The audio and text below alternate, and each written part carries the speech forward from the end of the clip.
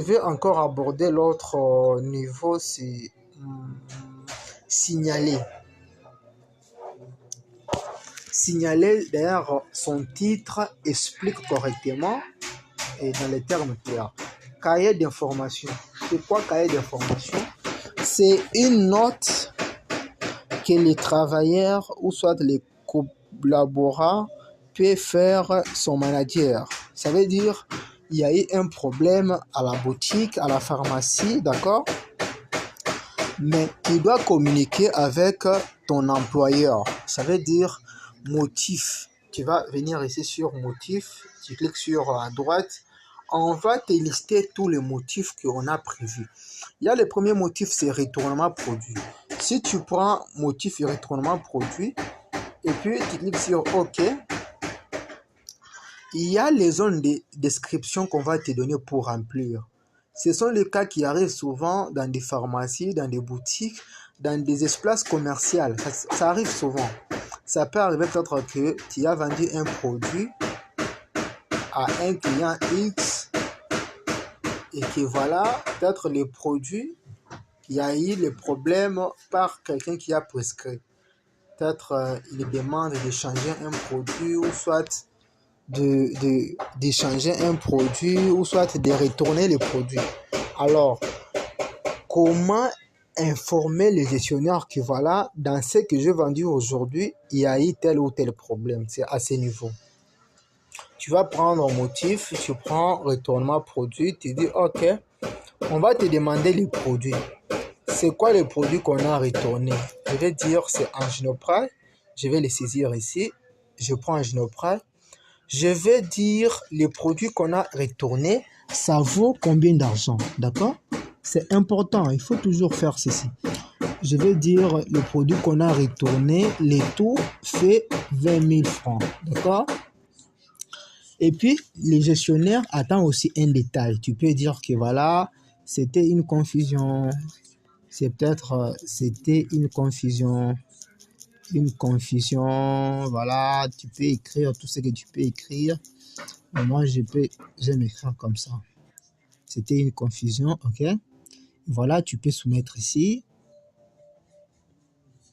Ok, on me dit effectuer. Et voilà, retournement produit. Tu peux voir maintenant ici. Tous les motifs que tu as soumis doivent être enregistrés ici.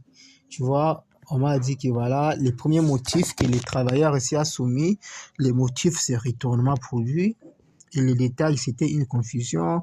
Référence du produit, on récupère le montant concerné et voilà.